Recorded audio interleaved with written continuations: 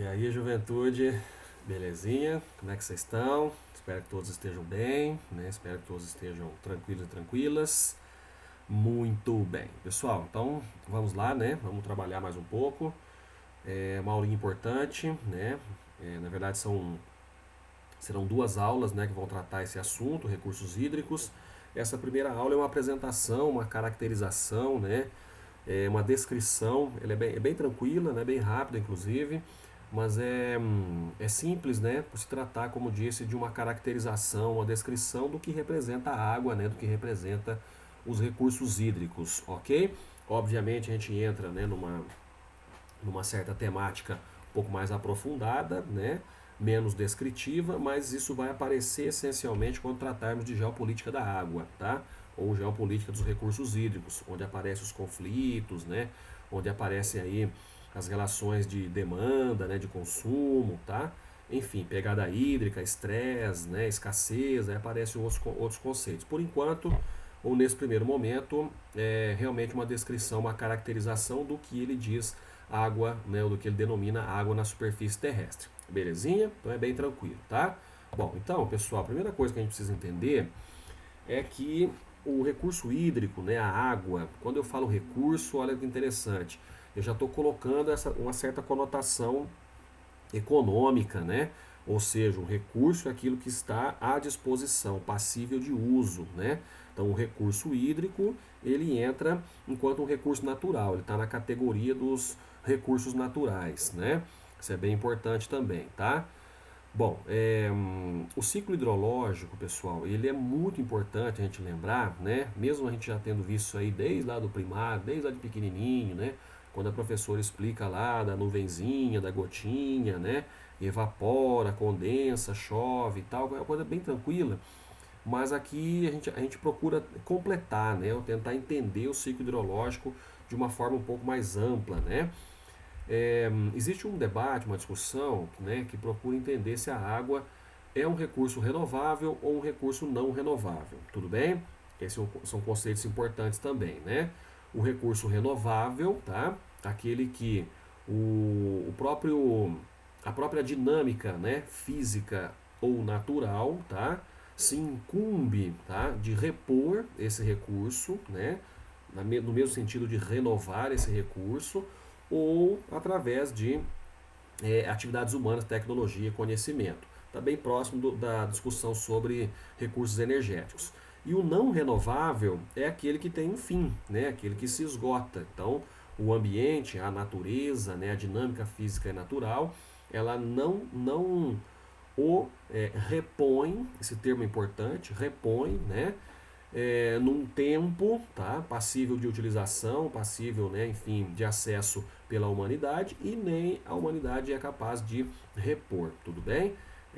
Bom, então, por exemplo, o minério de ferro, o manganês, o cobre, né? Esses minerais eles não são renováveis, né? Ou são recursos não renováveis. Eles têm um fim. Quando esse fim se dará é outra coisa, mas eles têm um fim em função, né, da incapacidade da dinâmica físico natural, né, de recompor, beleza? Considerando aí as diferentes escalas de tempo, tá? A água não é diferente, né? Ou seja, os recursos hídricos eles também estão nessa discussão. No que diz respeito à água, o ciclo hidrológico a mantém como um recurso renovável. Então, quando pensamos a água, né, como um recurso renovável, isso se dá em função do ciclo hidrológico, né, esse ciclo natural, tá, da água, beleza? Mas quando nós pensamos em determinadas formas de uso, em determinadas escalas, ok? Aí já fica um pouco mais complicado considerarmos a água como um recurso renovável. Então vamos pensar um exemplo. Um rio como o Tietê, ou um rio que corta um grande centro urbano, uma grande concentração urbana, ok? Se pensarmos do ponto de vista do ciclo hidrológico, aquele rio ele está promovendo evaporação, essa evaporação está promovendo a formação de nuvens, a concentração, né, de umidade, a precipitação, então a água está se renovando. Mas quando você observa nessa escala humana do uso, do acesso, né, da utilização daquele recurso, daquele rio, o exemplo que eu estou dando, né, o rio Tietê, ele não é mais renovável, né? Não há possibilidade de utilizarmos para uma demanda específica, para o consumo humano, ok? As águas de um rio como este, legal? Então é um debate, é uma discussão importante, né, que perpassa aí toda a dinâmica dos recursos hídricos. Bom, o ciclo hidrológico, pessoal, ele é importante, né, como disse, e ele tem uma série de etapas, né, uma série de dimensões, uma série de características. Nós temos, né, para pensar no início, os processos de evaporação e evapotranspiração, tudo bem? Então, a evaporação simples, a incidência da radiação solar sobre os corpos d'água, promovendo a formação de vapor d'água, tudo bem? A evapotranspiração é proveniente das formações vegetais, tudo bem? É a liberação de água, tá? A partir da biomassa, né? Usando um termo um pouco mais amplo, né? A partir da biomassa, legal? Bom, esse vapor d'água, ele ganha a atmosfera. Na atmosfera você tem a formação das nuvens e a partir dali você tem a precipitação, legal? Precipitar, né? A queda, né? Bom, então a precipitação ela vai acontecer basicamente de três formas, né? Você tem a precipitação mais comum, né, que nós mais vemos, mais conhecemos, principalmente no nosso país ou nas nossas latitudes, tá? Que é a chuva, né? Essa precipitação de forma líquida, ok? Chuva, né? Pluviosidade, índice pluviométrico, né? A gente comentou bastante esses conceitos aí. Então, a precipitação na forma de chuva, pessoal, ela, repito, né, é proveniente do processo de condensação, ok? E esse processo de condensação, né, a formação de nuvens, tá? Ele leva ou conduz, né, repito, a chamada precipitação na forma líquida, a chuva como nós conhecemos. Existem três tipos de chuvas, né, ou basicamente três tipos, né, de chuva. Você tem a chuva de convecção, que é quando você tem a evaporação, a condensação e a precipitação no mesmo local, tipo chuva na Amazônia, tá? Muito vapor, condensa, precipita, beleza? Você tem a chuva frontal, que é o encontro entre frente quente e frente fria, né? A frente fria, ela avança, ela vem por baixo, né, numa altitude mais baixa, ela força o deslocamento vertical do ar, esse ar sobe, condensa e precipita. Então é a chuva frontal. E você tem a chamada chuva orográfica, né? A chuva orográfica ou chuva de relevo, né? Ou seja, quando essa umidade ela esbarra numa barreira natural, ela esbarra, por exemplo, numa montanha, né? Numa formação serrana, tá? E aí ela é forçada a subir, resfria, condensa e precipita, e chove, tá? Então são os três tipos de precipitação, repito, nessa precipitação na forma líquida, né? Você tem a precipitação na forma de neve, ok? Que é o congelamento desse vapor d'água, tá? Então é quando esse vapor d'água ele congela. Então estamos falando de regiões com médias térmicas, né? Bem mais baixas, tá? Ou reduzidas, bem reduzidas. E aí você tem a precipitação na forma de neve. E existe a precipitação na forma de granizo, tá? Granizo, tudo bem? Granizo, não vai me colocar um T aí que você muda tudo, né? O granito, não chove granito, né? O granizo, tá? Bom, então a precipitação na forma de granizo, ela é muito comum, né? Em regiões tropicais e subtropicais, legal? E ela acontece a partir de uma nuvem bastante específica, né? Uma nuvem chamada cumulonimbus, tá? Eles vão chamar também nuvem em forma de bigorna, tá? É mais ou menos isso, é uma nuvem bem alta, tá? De base chata, topo chato, tá? Por isso que eles vão chamar ela de nuvem em forma de bigorna. Cumulonimbus, legal? Essa nuvem ela pode chegar até 25 km de altitude, então ela é bem alta. Isso significa o quê? Significa que lá no topo dessa nuvem é muito frio. Essa temperatura pode chegar a 80 graus negativos, tudo bem? Quando a umidade presente na nuvem, né, o vapor d'água presente na nuvem, tá, ele atinge essa elevada altitude e essa baixíssima temperatura, ele congela. Então a água presente na nuvem, quando ela atinge essa altitude elevadíssima, né, próximo aí a 25 quilômetros, e temperaturas muito baixas, ela congela. Ao congelar, ela rompe, né, o estado de estabilidade, né, digamos assim, a gravidade, e aí ela vai, enfim, precipitar, beleza? E vai cair aquelas pedrinhas de gelo, legal?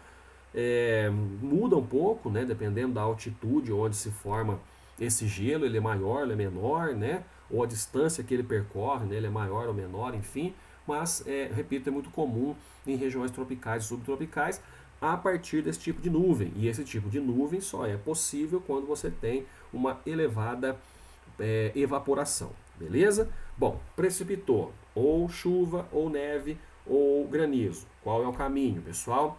2. Você tem o escoamento superficial da água, ok? Que é o que nós chamamos popularmente de enxurrada. Então a água escoa pela superfície, sempre procurando as partes baixas do relevo, tá? Isso é importante. E você tem a infiltração ou percolação, tá? Ou seja, quando a água infiltra no solo, beleza? Quando a água infiltra no solo, ela também vai para dois caminhos, né? Ela vai para os lençóis freáticos, que são mais superficiais, ou dependendo da formação rochosa, ela vai alimentar aquíferos, tá? O que eu chamo de formações rochosas. Então são rochas sedimentares profundas com afloramentos, ok? Ou seja, onde você tem afloramentos, são chamados áreas de recarga, e uma rocha sedimentar, uma grande porção de rocha sedimentar profunda, essa água vai infiltrar e vai se acumular. A rocha sedimentar, lembra? Composta pela deposição de sedimentos, ela é como se fosse uma esponja, tá? Ela tem os seus interstícios, né, espacinhos, é mais porosa e aí ela vai conseguir, portanto, acumular água, beleza? Então são esses os caminhos. Então, repito, né? O ciclo hidrológico ele não é só a evaporação, a condensação e a precipitação. São vários caminhos. Outra coisa importante, né, é que é um processo contínuo, ok? Ele acontece, ele também se incumbe, né, ou é responsável pela distribuição dos recursos hídricos, a distribuição da água pelo planeta. Então, primeiro, o ciclo hidrológico é responsável por tornar a água um recurso renovável e o ciclo hidrológico também é responsável pela distribuição da água no planeta. Belezinha? Então, bem importante a gente pensar o ciclo hidrológico de forma completa, tá? Bom, como disse, ele é responsável pela distribuição da água no planeta. A água no planeta, pessoal, ela vai ser distribuída, vai ser dividida, na verdade, entre água doce e água salgada, né? Da totalidade da água do planeta, entre água doce e água salgada. Outra coisa, a quantidade de água no planeta é a mesma, tá? Ela não muda. A gente não recebe água do espaço, a gente não produz água aqui, tá? Então ela é sempre a mesma, beleza? Mas ela se distribui irregularmente, a gente vai perceber isso, tá? E se apresenta, né, em estados diferenciados, né? Isso é muito importante também de perceber. Do total de água no planeta, pessoal, 97,5% é água salgada, tá? Então são os oceanos e mares. 2,5% água doce. Desses 2,5%, olha que interessante os dados. 68,9% congelada, ok? Então dos 2,5% de água doce, 68,9% congelada, calotas polares e geleiras, beleza? 29,9% é água subterrânea, os aquíferos, tudo bem?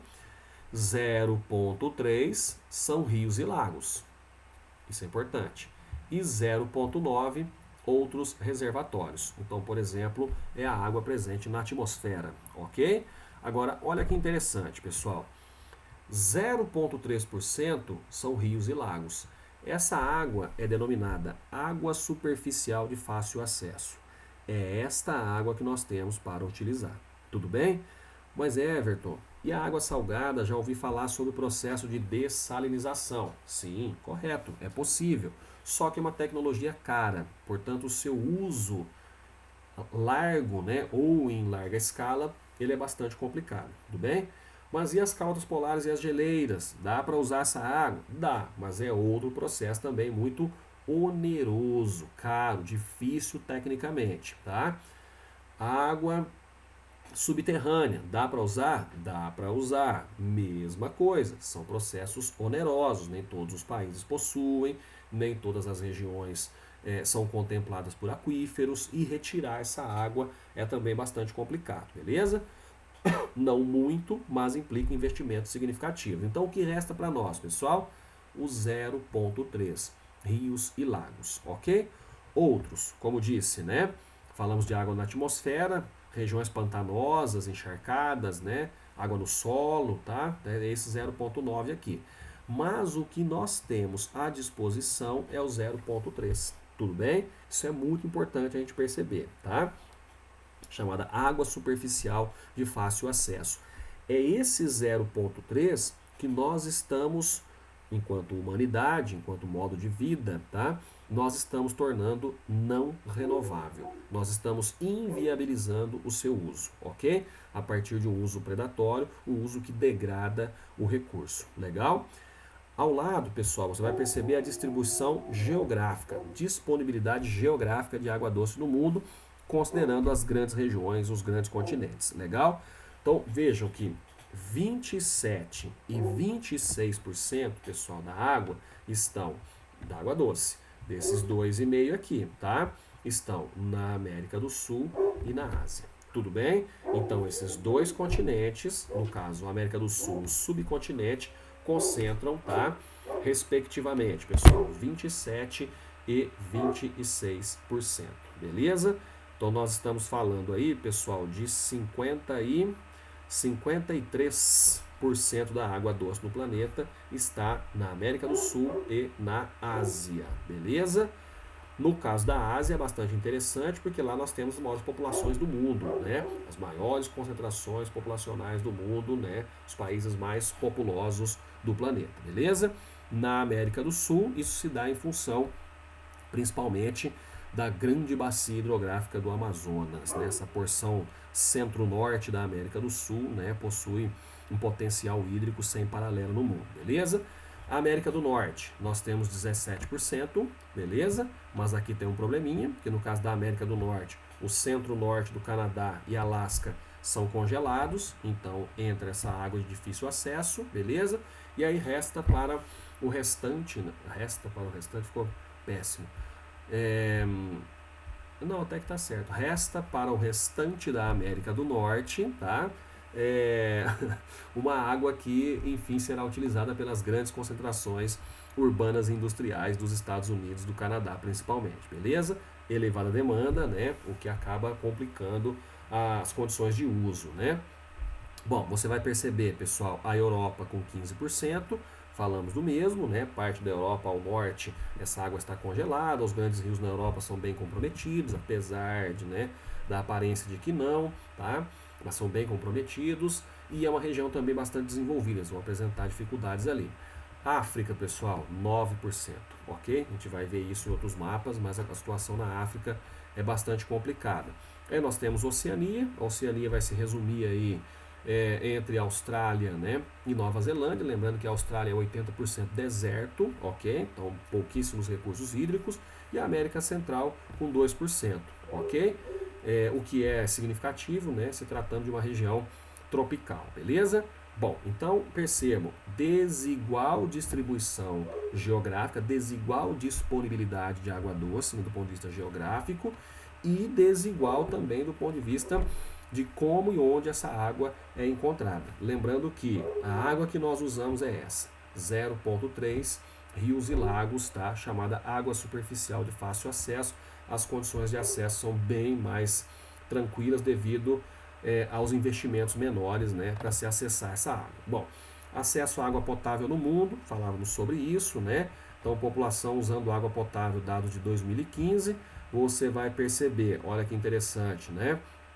Quanto mais próximo do vermelho, tudo bem, menor a parcela da população com acesso à água potável, né?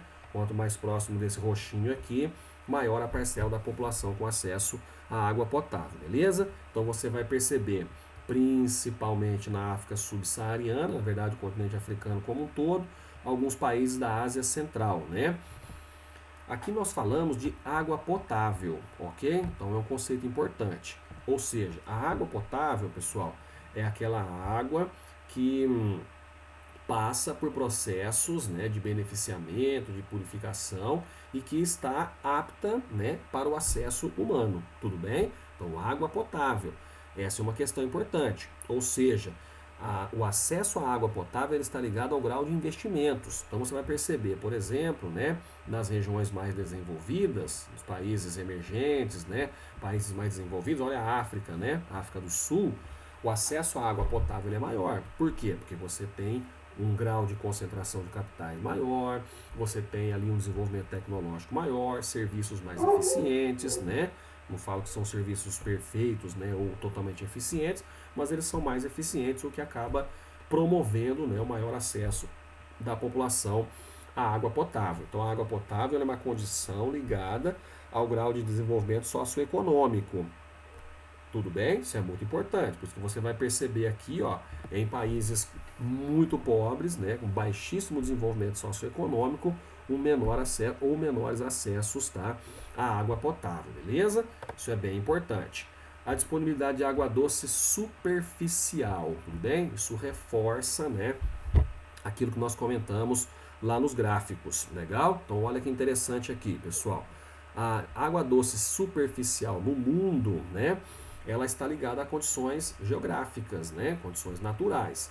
Bom, percebam que, principalmente nas regiões tropicais, né, a água doce superficial é aquela água superficial de fácil acesso, rios e lagos, tá? Então, principalmente nas regiões de abundância hídrica, né? Até vai colocar os termos aqui, ó. Escassez absoluta de água, escassez crônica de água, estresse hídrico ocasional ou local, recursos hídricos abundantes a nível nacional, estresse localmente possível, tá? Então ele está falando das regiões onde a água se apresenta, né, enquanto escassa, né, enquanto em condição de estresse, ok? Onde você tem uma dificuldade para garantir o abastecimento, tá? A escassez é uma condição física, o estresse é uma condição socioeconômica, tá? E a abundância, né, está ligada aos dois, beleza? Então percebam que países desérticos, por exemplo, tá? Olha só a Península Arábica, aqui, né? Essa região importante da África saariana e saheliana, tá? Onde você já tem ali, enfim, situações de escassez, né? Escassez crônica, tá? Escassez absoluta, beleza? Isso é bem importante. Percebam aqui, ó, como eu comentei, né? Na Europa, tá? Na Europa eles apresentam estresse, tudo bem? Situações de estresse até a escassez crônica. Por quê? Amarrando com a informação anterior, nós estamos falando ali da dificuldade de se prover o recurso em função de uma condição natural, ou seja, a disponibilidade natural da água já é limitada e o elevado uso, né? Ou seja, a grande demanda, a grande necessidade de água, tá? Nessas regiões, beleza? Então percebam que os mapas estão ligados, tá, pessoal? Eles vão trazendo aqui uma sequência lógica, ok? A forma como nós analisamos e pensamos essas informações, né? Elas estão interconectadas, beleza? Bom, avançando, pessoal, o uso da água doce no mundo é outra questão importante, né? As principais formas de uso, tá? Dividindo aqui em três grandes categorias: o uso agrícola, o uso industrial e o uso humano, tá? Comparando Brasil e mundo, beleza? Bom, pessoal, o setor, digamos assim, a dimensão, né, que mais demanda água é a agricultura, inquestionavelmente. Em função do quê? Em função dos processos de irrigação, tudo bem? Ou seja, a necessidade de você utilizar instrumentos técnicos para viabilizar a produção de alimentos, ok? Percebam que no mundo 69% da água doce é destinada à agricultura, no Brasil 60%. Então, o Brasil acompanha, né, em certa medida, tá, esse padrão mundial, beleza? Grande parte dessa água é perdida, tá, pela forma como a irrigação é realizada, então grande parte é desperdiçada. A gente vai desenvolver isso, né, quando falarmos ali de geopolítica, né? Isso é importante, dos conflitos, né, da geopolítica da água, mas de qualquer forma, percebam, né? Grande parte desse maior volume, né, de água doce destinado à agricultura se perde em função das técnicas de irrigação utilizadas.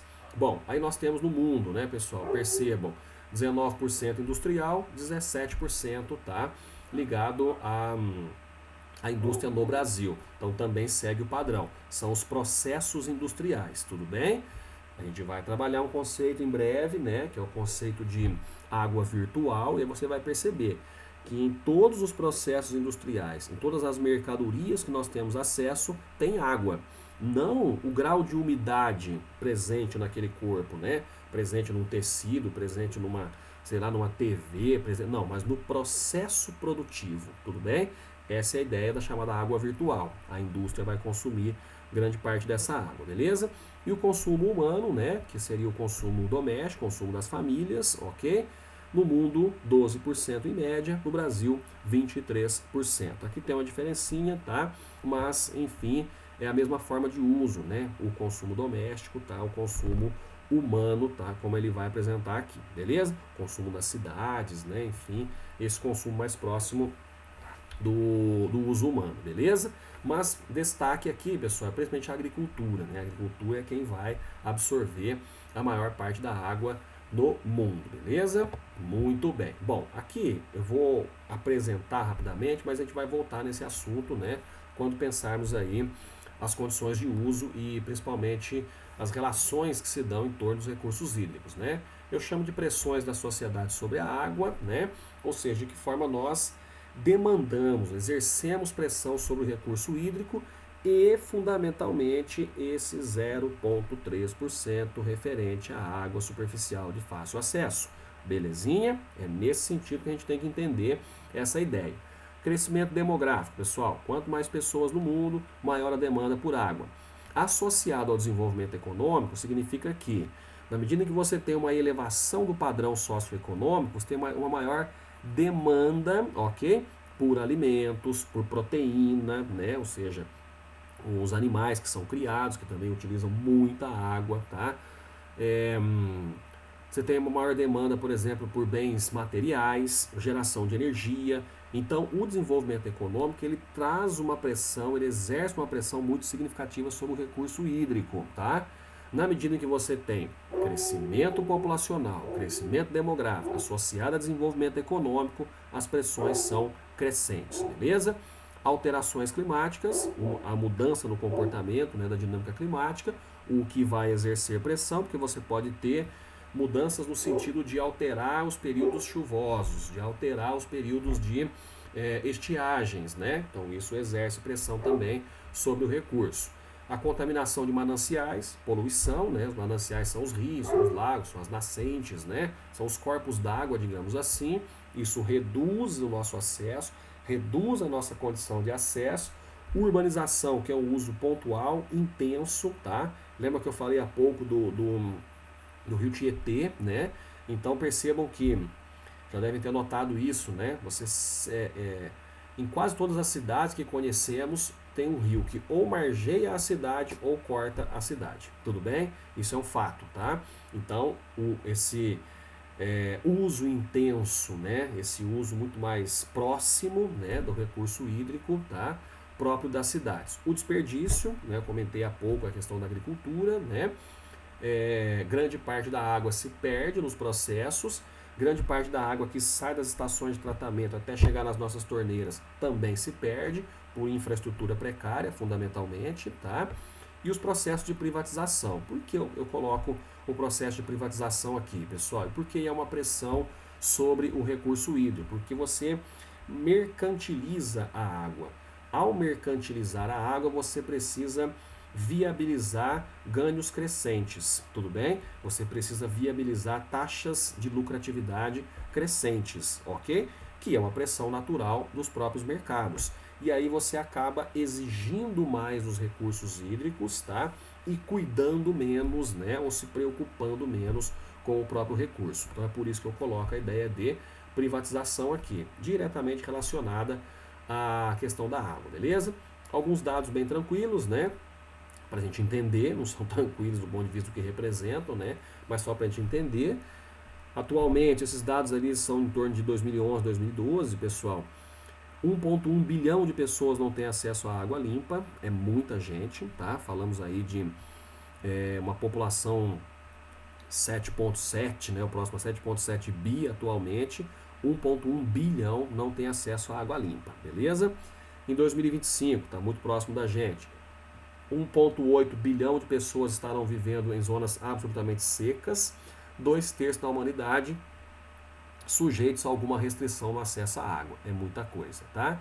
Em 2050, 75% da humanidade enfrentará escassez hídrica crônica, falta constante, falta crônica, tá, dos recursos hídricos, beleza? Então isso para demonstrar a seriedade, né, a gravidade e a seriedade da forma como nós nos relacionamos com os recursos hídricos. Eu vou reforçar isso aqui, né? Esse é um dado que o caderno traz, né? Acesso à água potável e sanitários, falamos de saneamento. O que é o saneamento? O saneamento é o fornecimento da água e o tratamento da água, tudo bem? Por isso que ele vai falar a ideia de água potável, né, por exemplo, e estrutura sanitária, né, que é o saneamento fundamentalmente. Então, olha só, acesso em 2018, ok? Esses dados aí também estão ali na virada da primeira década para a segunda década, né, do século 21, beleza? Então, 844 milhões de pessoas vivem sem acesso à água potável, é muita gente, né? 2,3 bilhões de pessoas vivem sem acesso à estrutura de sanitário adequada. O que é a estrutura de sanitário adequada, pessoal? É o banheiro, tudo bem? É isso, simples assim, tá? E isso demonstra a questão do saneamento básico. Lembrando que o saneamento ele é o fornecimento da água, é a água que chega em nossas casas e a água que sai de nossas casas. É a água da pia, a água do banheiro, é a água do chuveiro, é a água da máquina de lavar, é a água do tanque, tá? É isso, beleza? Então, para ilustrar isso, né? Depois ele reforça, né? Fazendo ali um paralelo, né? 1 em cada 9 pessoas não tem acesso à água potável, 1 em cada 3 não tem acesso à estrutura adequada de sanitários, beleza? Aí ele vai colocando, vai reforçando esses dados, né? A cada 90 segundos uma criança morre devido a doenças relacionadas ao consumo de água de má qualidade, que são mortes ou óbitos, né, pessoal, ou problemas de saúde que poderiam ser evitados, solucionados com certa facilidade, né? Então, por exemplo, uma diarreia, né? É uma verminose, uma coisa nesse sentido, tá? Que atinge uma criança e a mata, tudo bem? Algo que poderia ser evitado com a melhoria da qualidade da água, beleza? É essa a ideia. 1 milhão de pessoas morrem por doenças relacionadas à água, saneamento e higiene por ano. Muita gente, tá? 266 milhões de horas é o tempo que mulheres e meninas perdem todos os dias coletando água, tudo bem? Então, somatória, obviamente, né? 266 milhões de horas perdidas, tá? Todos os dias em busca de água. Ou seja, isso implica um trabalho enorme, uma dedicação enorme, né? O que poderia ser voltado para outros aspectos da vida, tudo bem? Então, tudo isso relacionado, como disse, à discussão sobre recursos hídricos, tá? Isso é muito importante a gente pensar, beleza? Bom, aí uma outra questão mais técnica, né? A questão das correntes marítimas, super tranquilas, né? A gente já comentou em certa medida enquanto um fator climático, tá? Um fator climático zonal ou regional, né? Bastante importante, bastante interessante. Mas só para a gente fazer a associação com a dinâmica dos recursos hídricos, né? Então temos aqui, pessoal, perceba o padrão das grandes correntes marítimas do mundo. A corrente marítima, pessoal, é um fluxo, é um movimento, tá? Que se dá nos oceanos e mares, beleza?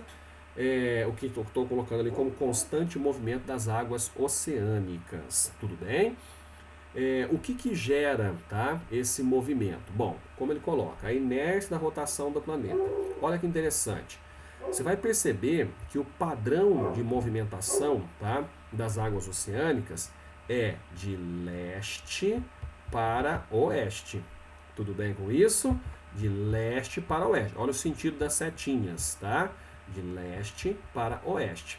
O que ele chama de inércia da rotação? A rotação se dá de oeste para leste, tudo bem? Então, na medida em que o planeta gira de oeste para leste, ele causa uma espécie de arrasto, essa inércia, tudo bem? No sentido contrário, beleza? Então, você tem um grande padrão de deslocamento, tá? A partir, repito, de leste a oeste, tá? Bom, os ventos vão promover também essa movimentação, a gente vai ver daqui um pouquinho, né, a chamada ressurgência, tá?